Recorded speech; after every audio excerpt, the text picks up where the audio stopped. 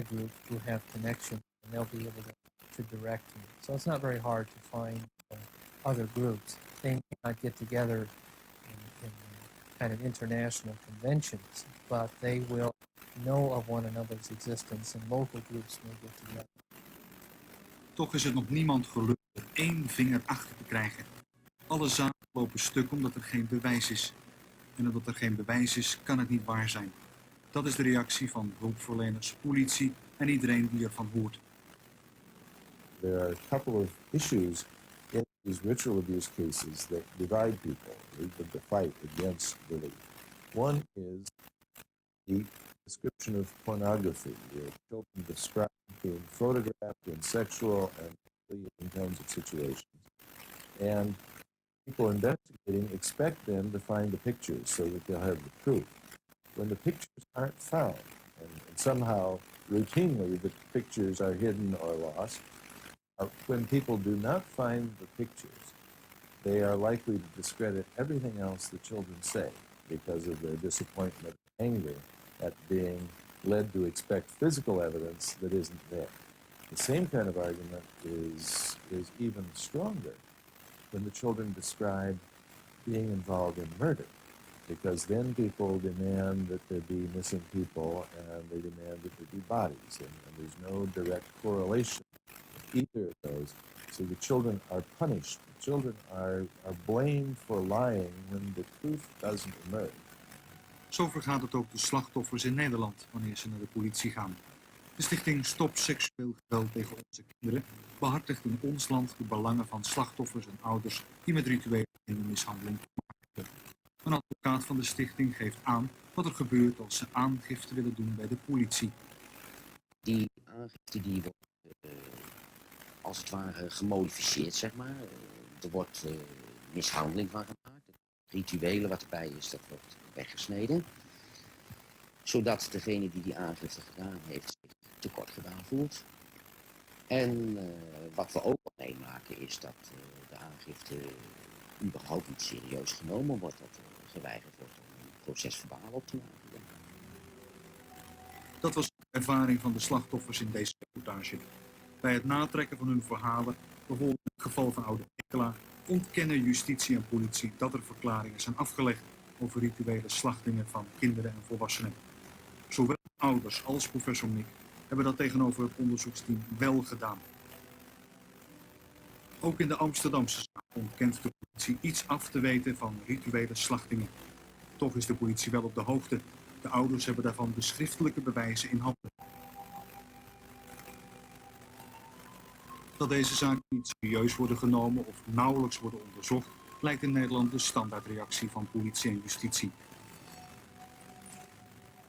In Amerika reageren de autoriteiten net zo. Hulpverleners daar pleiten ervoor die fout in Nederland niet meer te maken. My advice to those of you in Europe who have the dreadful opportunity to look at these cases for the first time is to try and profit from our mistakes. These are not cases which will be satisfactory to criminal tests of guilt.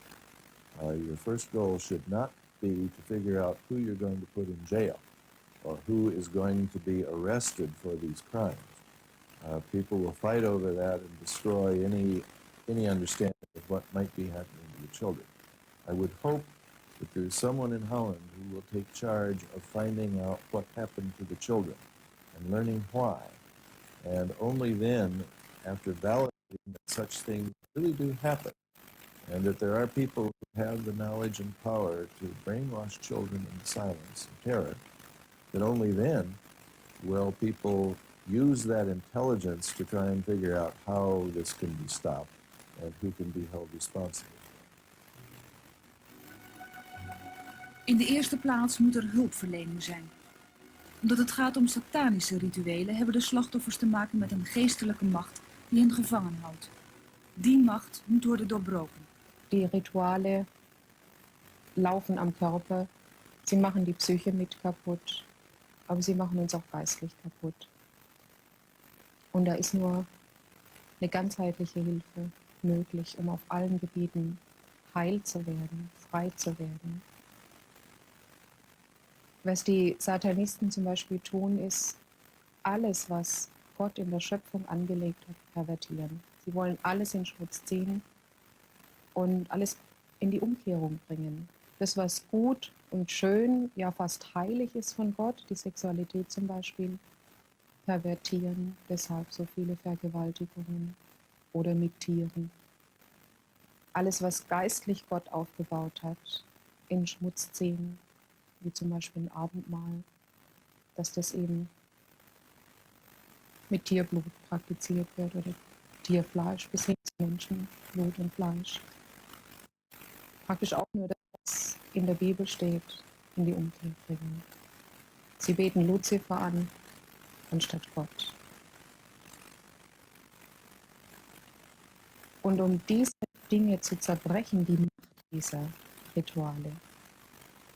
Die Rituale kamen dämonische Mächte auf diesen Menschen und um frei zu werden, um die Macht zu zerbrechen, brauche ich Jesus Christus, brauche ich Gott, der allmächtige ist. Und Jesus kam, um die Werke des Teufels zu zerstören. Und er ist der Einzige, der an der Stelle das ganzheitliche Heil bringen kann. Wobei ich durchaus für medizinische, psychologische, soziologische Hilfe bin. Alles ist wichtig und richtig, aber eben ook vor allem das Geistliche. We zullen moeten accepteren dat satanische rituele mishandeling bestaat. Dat er in onze samenleving in het geheim de meest gruwelijke misdrijven plaatsvinden door daders die de Satan vereren. De samenleving kan en mag dat niet laten doorgaan. Om het te stoppen moeten we het geloven. The nature of this phenomenon seems to be that people who are doing it are much too smart, much too well hidden, and much too aware of crowd process to risk being caught. That they will take public concern and skepticism and turn it against the children, and turn it against those people who are trying to define the problem, so that the public itself becomes the enemy of discovery.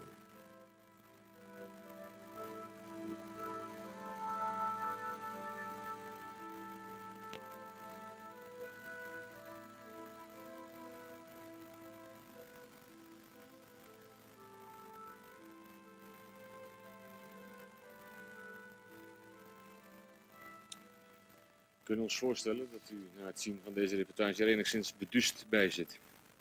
Er zullen ook mensen zijn die zeggen, dit is belachelijk, dit kan niet waar zijn. Voor hen die uit eigen ervaring weten dat het wel waar is er nu gelegenheid voor een persoonlijk gesprek. U kunt daarvoor bellen naar nummer 035 850 420. Een team van deskundige mensen zit klaar om met u te praten. U kunt ook schrijven. Het adres is Evangelische Omroep, afdeling Nazorg, postbus 565, de postcode 1200 AN Hilversum.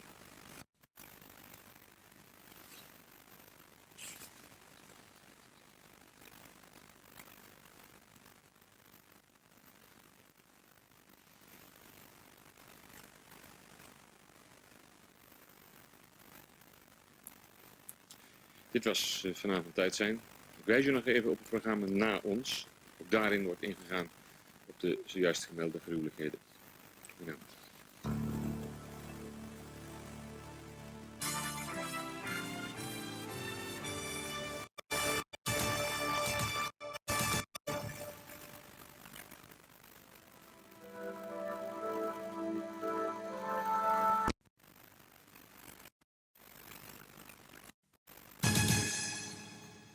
Voor de zomervakantie zond Tijd zijn een documentaire uit over rituele kindermishandeling. Slachtoffers vertelden over deze gruwelijke vorm van mishandeling. Hun verhalen gingen over verkrachtingen op een altaar, het drinken van bloed en kinderoffers. De NTV zond kort een reportage uit over rituele kindermishandeling. Net als bij ons hadden ook onze kijkers er mee deze gruwelverhalen te geloven.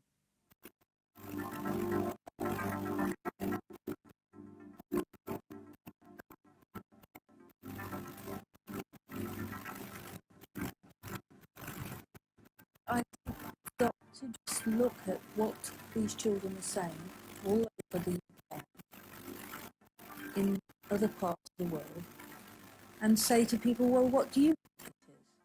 What do you think it involves if we're talking about blood being drunk? If we're talking about Christian symbols being found? If we're talking about children being scared of? What do you think it is? I was shocked. I was appalled, but I felt I could try and do something about it. So I spoke in the Commons, and first they found it quite unbelievable.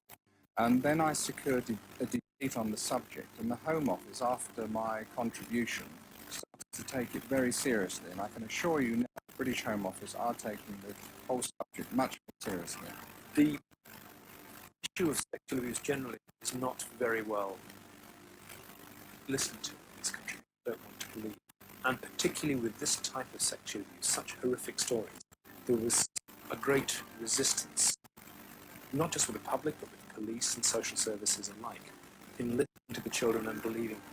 The one thing we thought we could do was to raise public consciousness, to make them sit up and listen, so that they might actually start believing the children. Terug naar Nederland. Voor de zomer zond Tijdsin een documentaire uit over rituele kindermishandeling. Daarin vertelden ouders over de gruwelen die hun kinderen hadden meegemaakt. Uit angst voor de daders waren ze onherkenbaar in beeld. Ze kwamen bij een huis, een groot huis, met een zwembad. Er waren vrij veel mensen verkleed, als clowns, als dieren ook, als tijgers, krokodillen waren er. Daar werden ze gedoucht, uitgekleed, ingezeept, gedoucht, want ja, de kinderen werden zomaar straat geplukt, dus ze waren nogal zwart. En dat konden ze niet gebruiken, zo zwart kinderen voor de film. Het waren allemaal lampen, wordt ook verteld. En dan werden daar spelletjes gedaan. Seksuele handelingen moesten de kinderen verrichten met mensen die, grote mensen met een dikke piemel, waar ze dan moesten likken. Er werd over hun heen geplaatst.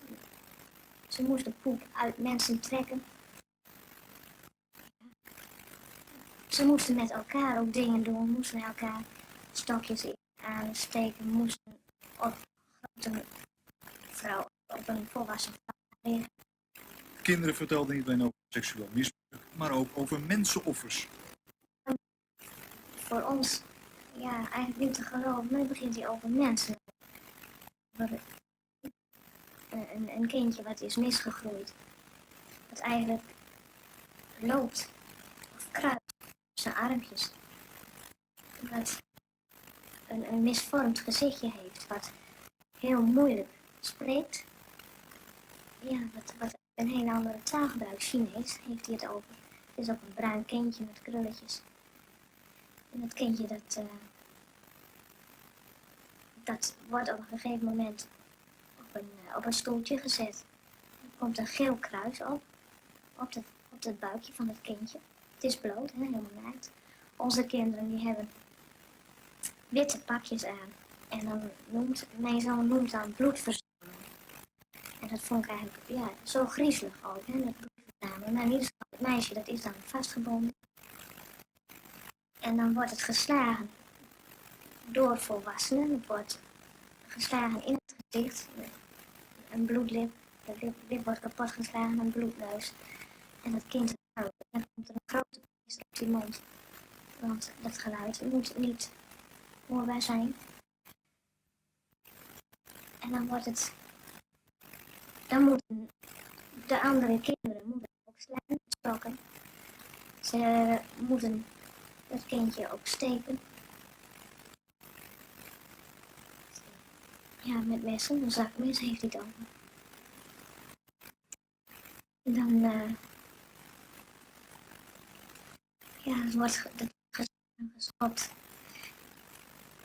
En dan wordt het meisje opengesneden op het kruis. Deze afschuwelijke verhalen van Nederlandse kinderen kwamen overeen met ervaringen van slachtoffers in andere landen, zoals bijvoorbeeld Amerika. Hulpverleners bij rituele kindermishandeling daar waren verbaasd over de overeenkomsten. I'm astounded to hear that the case in Holland is identical to cases we have in this country. By identical, I mean that the otherwise bizarre things that children describe, which we would all like to hope could not happen to children anywhere, have been described in detail by children in Holland and by children in Manhattan Beach in the United States and 50 or 60 other places throughout the United States, at least that we know of. De reacties in de pers op het programma waren vernietigend. Dat rituele kindermishandeling in Nederland plaatsvond, kon of wilde men niet geloven.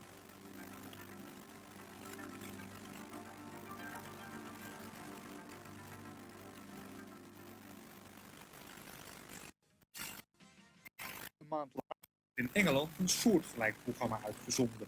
Ook daar vertelden ouders en slachtoffers over satanische rituele kindermishandeling. Hier volgt een gedeelte uit dat programma. In a year-long investigation, we catalogued more than a score of recent serious cases with clear evidence of satanic ritual, abuse or crime. Some of the victims are being counselled by the Reverend Kevin Logan. In counselling, I've seen terrible practices. I've heard some really grueling, really nasty things that have happened to youngsters, to children, puberty, for instance. A girl having to have sex on the altar, the act of initiation, Satanism itself. Children to eat feces and to drink blood. And stomach-churning, horrible things that these Satanists get up to. And the effect that this has on these young lives. Earlier this year, Nottingham was the scene of one of the biggest and certainly one of the most gruesome child abuse cases in British history, involving 36 members of one family. We've got masses of these. As they worked on the case, social workers, led by Judith Dawson, came to believe there were satanic influences at work. The sort of things that the children were saying were beyond the sort of things that they'd heard before. They were different, they were more bizarre, and they were horrific. When the 23 child victims were made wards of court, the judge also accepted that the children, from babes in arms to 10, had suffered incest and sodomy in the course of satanic rituals. The victims' stories are confirmed by a family member who stumbled across a satanic ceremony by accident. I just walked in out of the blue and I just sort of seen all these masks, all these wigs and candles lit and everything. There was a cross on the floor. There was a cross on the wall inside the corner. There was also a sheep there involved. The sheep had been cut and the children was made to drink sheep's blood. And it just turned my stomach over. In London, Natalie, now 15, endured 10 years of 3 satanic rituals every week. She's never spoken of it before. The star in the circle, what was on the floor, us kids used to stand in. And the lady who used to be in charge was at the front on the altar. And the other people used to come in black robes with hoods and used to come and chant. And they went round the circle. And then an animal would be killed. Natalie's mother knew nothing of her daughter's ordeal. Natalie was living with her grandmother at the time, and she was one of the abusers. 2 years ago, Natalie broke free from the coven to be reunited with her horrified and now guilt-stricken mother. She was made pregnant, and the child was allowed to grow to a certain age, and then they aborted her baby, and on a sacrificial table they sacrificed the live born child, not fully developed. What people call a fetus, but as a mother I call him a child from day one. Those appalling allegations of ritual murder are now being investigated by the police. Charges of child sex abuse against those involved have been suspended, pending a full investigation into the child's satanic revelations. Journalist Tim Tate was verantwoordelijk voor het televisieprogramma. Yes, and it was not easy, I should say, to persuade British television to make this program. It took me a year to persuade the network, the company I work for, to allow the program to be made.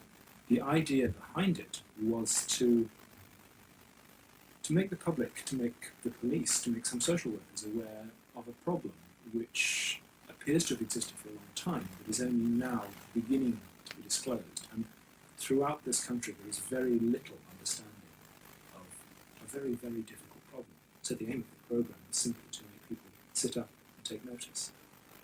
Het programma schokte Engeland. Net als in ons land waren er reacties van ongeloof. Toch hadden de programmamakers wel bereikt dat er bij de politie, de hulpverlening en in de politiek over rituele kindermishandeling werd gesproken. Een van de eerste die in Engeland slachtoffers van rituele kindermishandeling behandelde was Judith Dawson. I think that people who've worked with people who've been sexually abused find it easier to come to accept that what children say has to be taken seriously. So that people with a good reputation of working in sexual abuse are able to understand that children find it difficult to describe what they haven't experienced.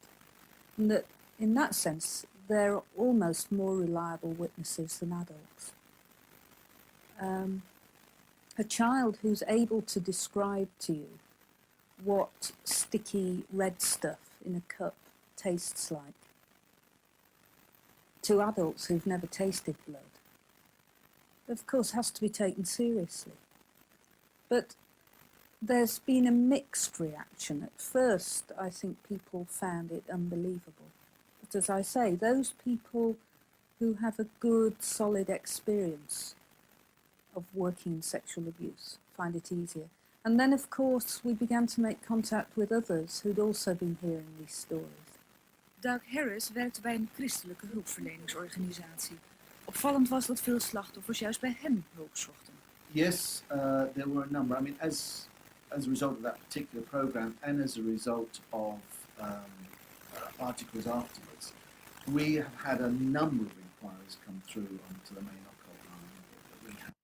And some of those are people that have either been involved, either the victims or the perpetrators, both asking for help.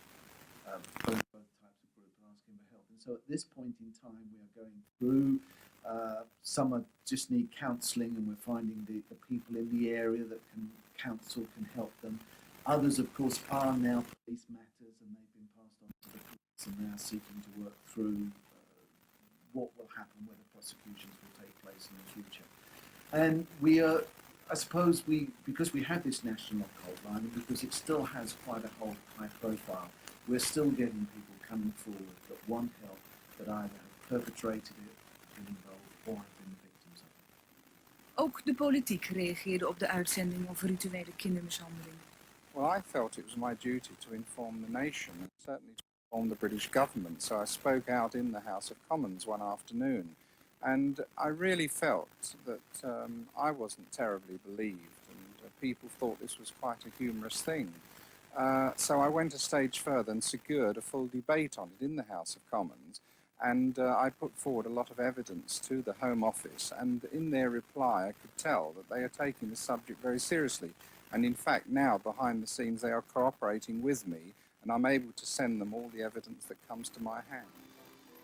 Hoewel in Engeland nog niet iedereen gelooft dat rituele kindermishandeling bestaat, is men al wel zover dat je erover kan praten.